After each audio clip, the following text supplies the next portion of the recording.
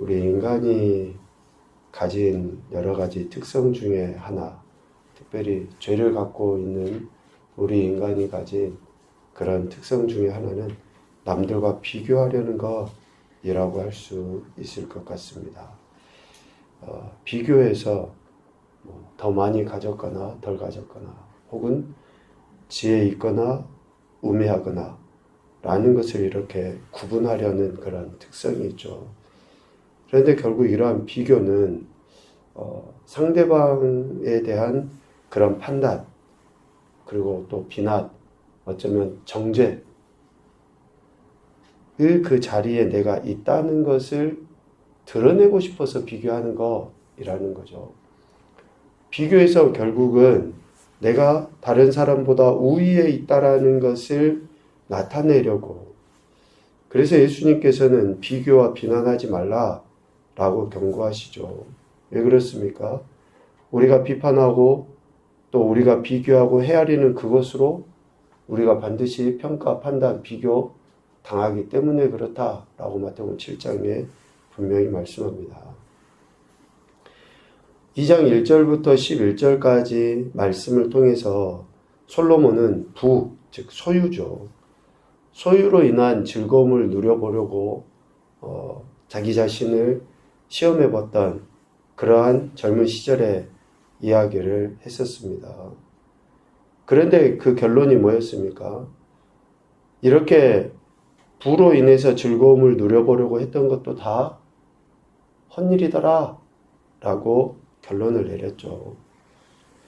사람들은 다른 사람보다 재물이 많아지고 또 뭔가 명예로워지면 그것이 자기에게 즐거움이고 유익이고 낙이다라고 여깁니다.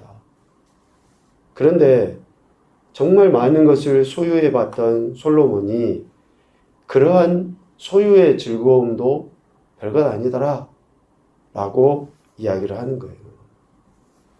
이 이야기를 듣고 있는, 이 이야기를 하고 있는 저도 마음 깊은 곳에는 그래도 좀 더 많이 있어야 되지 않습니까?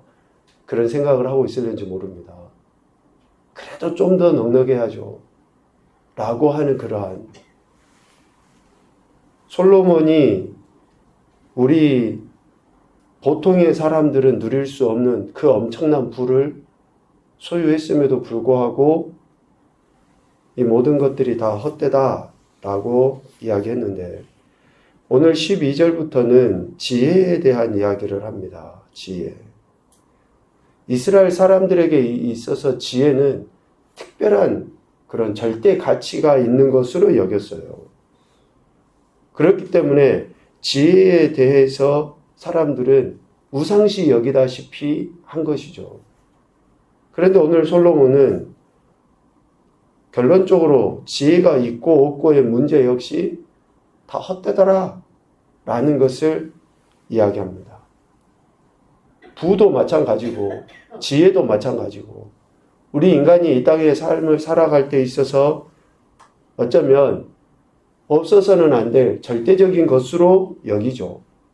그러나 그 부나 또 지혜가 우리 인생의 여정을 살아가다 보면 크게 별반 있고 없고의 문제가 상관이 없더라. 더욱이 오늘 말씀 말미에서처럼 우리 인간은 죽음이라는 그 관문을 통과하게 되는데 죽음 앞에서 부자나 죽음 앞에서 지혜로운 자나 아니면 반대로 가난하거나 어리석은 것이 별로 상관이 없더라 라는 것을 이야기합니다. 오늘 12절 말씀에 보면 중반 이후에 왕 뒤에 오는 자는 무슨 일을 행할까? 라는 그런 고민을 한다라고 표현을 하죠. 우리 인생에 행하는 것은 전혀 새로운 일이 아니라는 거예요. 우리 인생에 행하는 것은.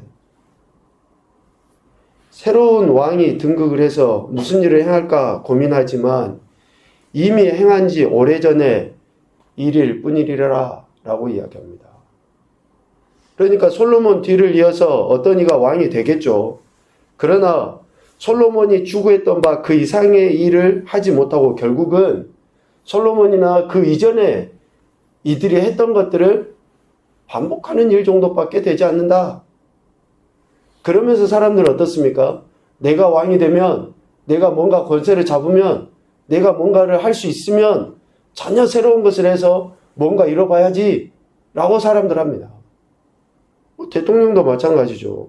왜 그렇게 치열하게 싸워서 대통령이 됩니까? 자기가 대통령이 되면 뭔가 할 수 있을 것 같으니까 그런 거예요. 그러나 역사는 크게 보면 다 돌고 도는 거라고 이야기하지 않습니까? 이전에 행했던 일들 그대로 조금씩 차이는 있고 바뀌어지는 것 같지만 별반 다르지 않더라. 인생의 낙을 찾아서 헤매는 후대 왕들도 일어나겠죠. 그런데 그 후대의 왕들이 솔로몬이 누렸던 그런 즐거움에 비할 바도 못하겠지만 그들이 누리는 즐거움과 낙도 어떻습니까? 솔로몬이 누렸던 것에 별반 다르지 않은 거예요. 우리가 흔히 그 이야기 하잖아요. 부자도 하루 세끼 먹고 가난한 자도 하루 세끼 먹는다. 뭘 먹느냐? 그런 차이를 이야기하겠지만 별반 다르지 않는 거예요. 먹는 것은. 그런데 사람들은 그러한 인생의 낙을 찾아서 그렇게 자신들의 힘을 쓰고 또 시간을 쓰고 하는 거죠. 아무리 지혜로운 왕이 솔로몬을 이어 왕이 된다 할지라도 행한 지 오래전의 일, 그러니까 새롭지 않은 그런 일들을 할 뿐이고 아무리 지혜로운 왕이 나타난다 할지라도 이전의 왕이 가졌던 지혜, 그 이상의 것도 되지 않는다라는 것이며 아무리 새로운 일을 하려고 한다고 한들 어쩌면 그 이전의 왕들이 행했던 일들을 답습하는 거고 흉내내는 정도에 지나지 않는다라는 것을 이야기합니다. 너무 허무하게 들립니까? 그런데 다 그래요. 정말 지금까지 역사가 그렇게 해왔던 거 아닙니까?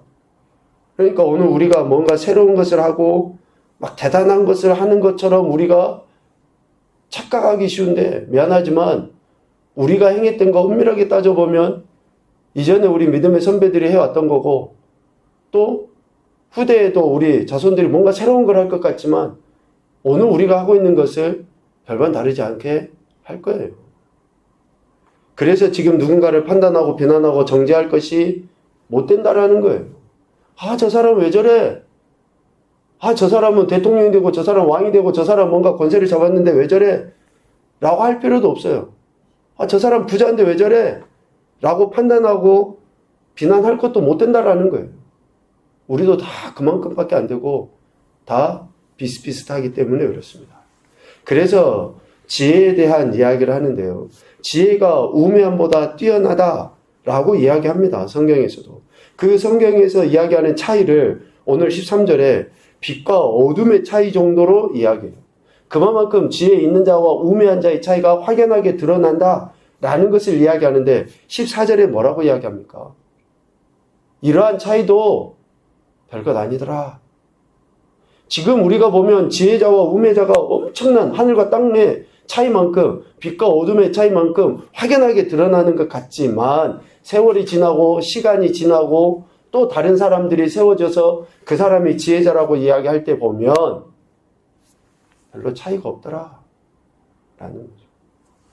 학창시절에 공부 정말 열심히 하고 또 공부를 잘했던 친구들이 있죠. 그런데 그 친구들의 모습을 보면 어떻습니까? 별거 아니잖아요. 또 시간이 지나고 보면 물론 그때 당시에 열심히 해야 된다는 건 당연합니다. 그러나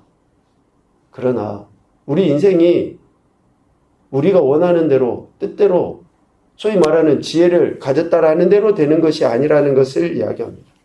그래서 마지막 당하는 그 결과에 있어서는 아무런 차이가 없다라는 것을 전도자는 깨닫고 이야기하는 거죠. 그래서 지혜자와 우매자의 차이가 없다라는 것입니다.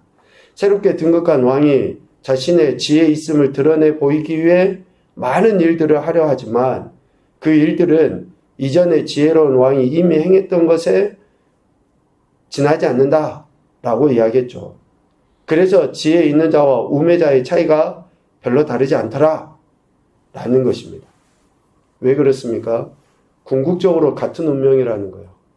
죽음 당함에 있어서 차이가 없기 때문에 지혜가 있었다 한들 또 혹 지혜가 없다고 한들 아무런 유익이 되지 않는다라고 15절에 이야기합니다.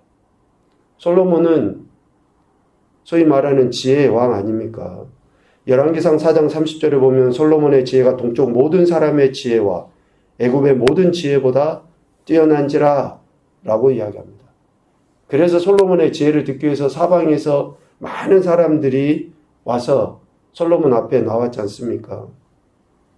이러한 지혜를 소유했던 솔로몬이 자신의 인생 말미에 지혜자의 죽음이 우매자의 죽음과 일반이라고 16절 말미에 이야기한 것을 보면 그만큼 우리의 지혜 있고 없고의 문제가 하나님 앞에서는 아무것도 아니더라 라는 것을 이야기합니다. 하나님 앞에서는. 그러니까 다른 사람이 조금 모자라고 힘들고 어리석어도 비난하고 판단할 것이 아니라는 것이고 다른 사람이 조금 지혜롭게 행한다 할지라도 그 사람을 우상시 여겨서도 안 된다라는 것을 이야기합니다. 오늘 말씀을 통해 이런 교훈을 생각을 해봅니다. 첫째, 하나님 앞에서 다른 누구와 무엇과 비교하는 것은 어리석은 일이다. 오늘 우리 그리스도인들이 매우 중요시 여겨야 될 그런 태도가 아닌가 싶습니다. 세상 사람들은 그럴 수 있어요. 서로 물고 뜯고 하면서 비교할 수 있습니다. 그러나 예수님 믿는 우리는 다른 사람과도 또 무엇과도 비교하는 그런 어리석은 일을 행해서는 안 된다라는 것이죠. 두 번째로 지혜자와 우매자의 일반은 죽음의 관문을 통과한다는 것이다. 한번 죽는 것은 정해진 이치라고 분명히 말씀합니다. 그렇기 때문에 우리는 항상 죽음 앞에서도 겸손해야 되고 또 다른 사람 앞에서도 겸손해야 된다라는 것이죠. 지혜자와 우매자의 일반은 죽음의 관문을 통과한다는 것이다. 셋째로 하나님을 경외함으로 지혜를 얻고 영과 육의 삶을 제대로 분별하자. 영과 육의 삶을 제대로 분별하자. 하나님께로부터 공급되는 지혜가 있을 때에 우리는 세상의 눈으로 보지 아니하고 하나님의 눈으로 우리 자신과 또 다른 이들과 세상을 제대로 볼 수 있습니다. 불평, 원망이 아니고요. 비난, 판단, 정죄가 아니고요. 하나님의 눈으로 한 영혼에 대해 또 그 삶에 대해 우리가 제대로 바라볼 수 있게 되는 것입니다. 오늘 모든 인생들이 죽음의 관문을 통과한다는 이 당연한 진리를 이야기합니다. 그래서 우리가 지혜와 우매를 구분할 것이 아니라 하나님 앞에서 어떻게 살아야 할 것인가라는 것을 다시 한번 생각해 보게 됩니다. 오늘도 저와 여러분의 주인이시고 주권자이신 하나님을 경외하며 지혜를 가지고 이 마지막 때를 살아가는 저와 여러분 되시기를 주님의 이름으로 축복합니다. 아멘.